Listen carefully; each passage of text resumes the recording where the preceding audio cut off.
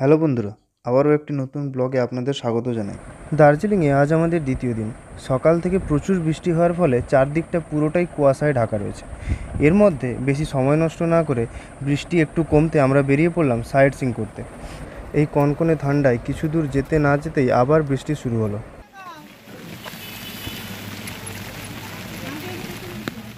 সারাদিনের ট্যুরের জন্য আমরা একটা গাড়ি বুক করে নিয়েছিলাম এবং বৃষ্টি একটু কমতেই আমরা পৌঁছে গেলাম বুদ্ধিস্ট টেম্পল এবং পিস প্যাগোডাতে।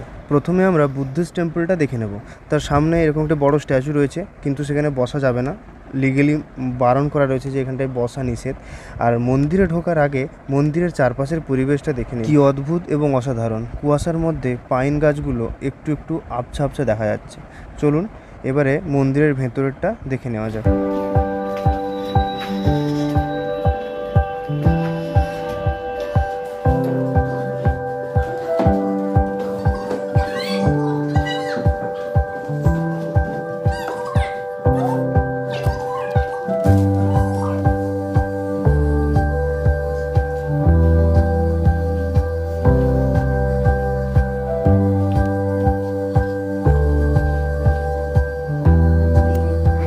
বুদ্ধিস্ট টেম্পল থেকে বেরিয়ে দেখি আবার বৃষ্টি শুরু হয়েছে, তাই ছাতা মাথায় নিয়ে এগিয়ে চললাম পিস প্যাগোডার দিকে। যাওয়ার পথে চোখে পড়ল রোডোডেনড্রন গাছের সারি। দার্জিলিংয়ে এই গাছ সর্বত্র রয়েছে, আর এই কুয়াশার মধ্যে এই গাছের সৌন্দর্য আরও বেড়ে গেছে। সামনের ওই সিঁড়িটা দেখছেন, ওটা হলো পিস প্যাগোডা যাওয়ার রাস্তা। শেষমেশ এই ঠান্ডার মধ্যে অনেকগুলো সিঁড়ি পেরিয়ে আমরা পৌঁছে গেলাম পিস প্যাগোডাতে। আর ওখান থেকে বুদ্ধিস্ট টেম্পলটা চোখে পড়তেই মনে পড়লো অনেক পুরনো সিনেমার কথা। এখানে কিছুক্ষণ সময় কাটিয়ে আমরা চলে গেলাম হিমালয়ান জুওলজিক্যাল পার্ক এবং হিমালয়ান মাউন্টেন ইনস্টিটিউটে। সকাল থেকে বৃষ্টি হওয়ার জন্যে ভিড় খুব কম ছিল এবং 50 টাকা করে টিকিট লাগছিল, তাই টিকিট কাউন্টারের সামনে গিয়ে লাইন দিলাম। ये लाइन है भैया, ये लाइन है। টিকিট কাটার পরে টিকিটটা চেক করিয়ে আমরা চিড়িয়াখানার মধ্যে ঢুকলাম। এবারে আপনাদের চারিদিকটা ঘুরে দেখাবো কি কি পশু পাখি জন্তু রয়েছে।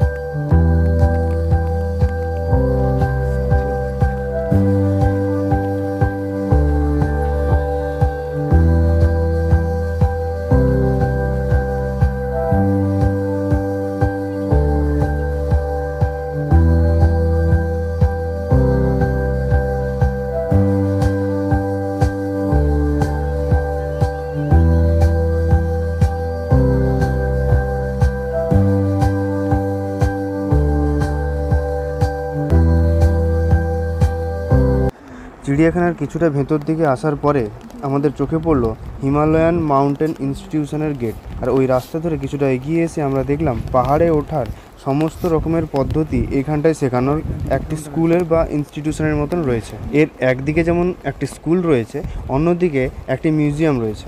এই মিউজিয়ামটাও আপনারা এখানে এসে ঘুরে দেখতে পারেন। এখানে যে গাছে এগুলি দেখছেন, এগুলি হচ্ছে সব খেলার সামগ্রী। এখানে কিছু কিছু স্পোর্টস ইভেন্ট রয়েছে, এগুলো খেলতে গেলে আপনাকে আলাদা টিকিট করে আপনাদের এগুলো খেলতে হবে। আর এখন বৃষ্টির জন্য সমস্ত কিছুই বন্ধ রয়েছে। তো চলুন আমরা সামনের দিকটা এগিয়ে গিয়ে দেখি আর অন্য কী কী পশু পাখি রয়েছে। এই রাস্তা ধরে পরপর নিচের দিকে নেমে গেলে অনেকগুলি বাঘের খাঁচা দেখা যাবে। প্রথমটা রয়েছে চিতাবাঘ, এখন বৃষ্টি হয়েছে তাই শান্তিতে ঘুমাচ্ছে, ওকে ডিস্টার্ব না করাটাই ভালো। এরপরে রয়েছে কালো বাঘ। এই কালো বাঘটা অনেকটাই দূরে, এখান থেকে আপনারা পরিষ্কার হয়তো দেখতে পাচ্ছেন না, জুম করে দেখাচ্ছি। এরপরে রয়েছে আমাদের সকলের পরিচিত রয়্যাল বেঙ্গল টাইগার। এই বাঘ এত কাছ থেকে দেখার ক্ষমতা এবং সৌভাগ্য কারও হয়নি, যদি না এই মাঝখানে খাঁচাটা থাকতো। এই খাঁচাটার মধ্যে ও রয়েছে, তাই আমরা এত কাছে গিয়ে ওর ছবি তুলতে পারছি, নাহলে হয়তো আমরাই ছবি হয়ে যেতাম এতক্ষণে। চিড়িয়াখানা থেকে বেরানোর এবং ভেতরে ঢোকার ফার্স্ট খাঁচাটি হলো এই ভালুকের। মানে প্রধানত বলা যেতে পারে এই পুরো চিড়িয়াখানাটাকেই পাহারা দেয়। এই দিকটা সমস্ত কিছু দেখা শেষ করে আমরা হেঁটে চললাম পাখির খাঁচাগুলির দিকে এবং অ্যাকোয়ারিয়াম যেখানটায় রয়েছে ওইগুলো দেখার জন্য।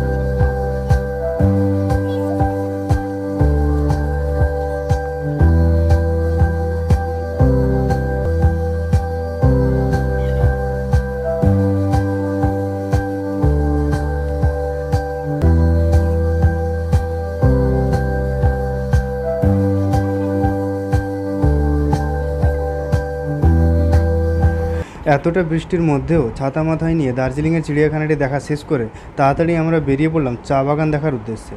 তো আমাদেরকে এখান থেকে সোজা নিয়ে গেল রঙ্গিত ভ্যালি টি গার্ডেনে। ওই টি গার্ডেনে গিয়ে আমরা ওখানকার পরিবেশ, ওখানে ওরা কিভাবে এগুলি মেনটেন করে, কিভাবে চা পাতা তুলে, কিভাবে ধাপে ধাপে চাষ করে, সমস্ত কিছু জেনে কিছু সময় কাটিয়ে তারপর আমরা ফিরে গেলাম। এখন আমরা পৌঁছেছি তেনজিং নোরগে রকে। এখানে অনেক রকমের অ্যাক্টিভিটিস হয়। আজকে প্রচণ্ড সকাল থেকে প্রচুর বৃষ্টি হচ্ছে, তাই সব জায়গাতে সমস্ত অ্যাক্টিভিটিস বন্ধ রয়েছে। তো তাই আমরা কোনো অ্যাক্টিভিটিস করতেও পারলাম না এবং দেখতেও পেলাম না। আবার প্রবল বৃষ্টি শুরু হলো। এই বৃষ্টিতে ভিজলে শরীর খারাপ হবে অবশ্যই, তাই এই বৃষ্টিতে না বেরিয়ে আমরা সামনে যে ছোট মার্কেটের মতন রয়েছে ওখানটায় একটু ঘুরলাম। তার মধ্যে একটি আন্টির কাছে মোমো খেলাম। এই মোমোটা খুবই সুস্বাদু। যারা মোমো খেতে ভালোবাসেন, যারা মোমো পছন্দ করেন, তারা অবশ্যই দার্জিলিং এলে তেনজিং নোরগে রকের সামনে এই আন্টির কাছ থেকে মোমো খেয়ে যাবেন। 80 টাকা প্লেট, 8 পিস দেয়, স্যুপ কমপ্লিমেন্টারি, এবং এই যে চাটনিটা আন্টি করে খুব খুব ভালো খেতে। আপনারা অবশ্যই এসে একবার এখান থেকে মোমো খেয়ে যাবেন যারা দার্জিলিং বেড়াতে আসবেন। এখানে খাওয়া দাওয়া শেষ করে বৃষ্টি কমতেই আমরা চলে গেলাম ঘুম মনেস্ট্রি দেখতে।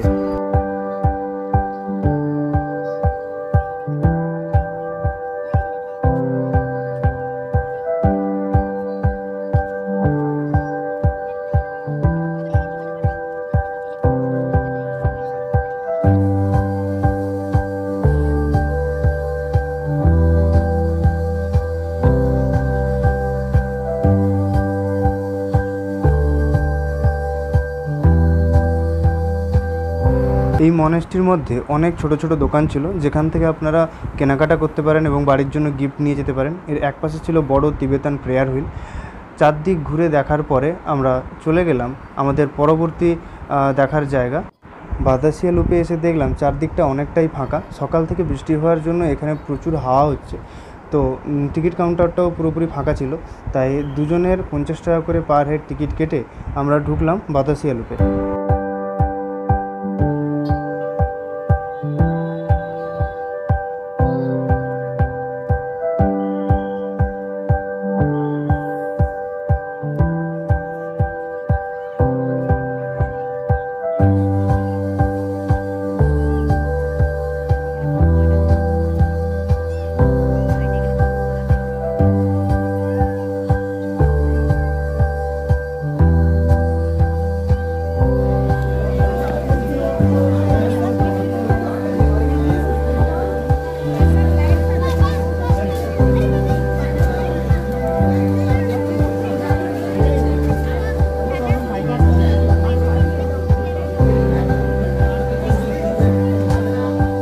বাতাসিয়া লুপ দেখা শেষ করে আমরা চলে গিয়েছিলাম আজকের শেষ ডেস্টিনেশন রক গার্ডেনের দিকে।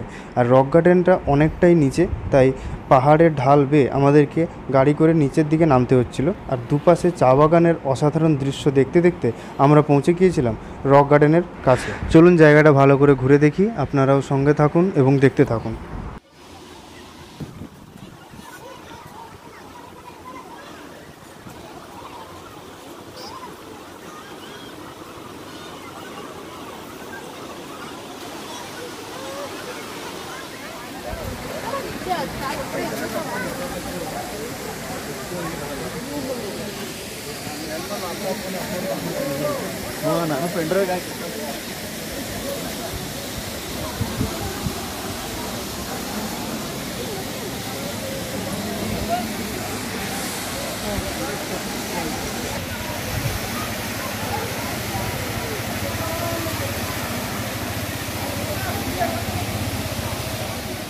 সারাদিনের এই বৃষ্টিকে উপেক্ষা করে ছাতা মাথায় নিয়ে অনেকগুলি সুন্দর সুন্দর জায়গা স্পট কভার করে শেষমেশ সন্ধ্যার সময় আমরা ফিরে এলাম আমাদের হোটেলে।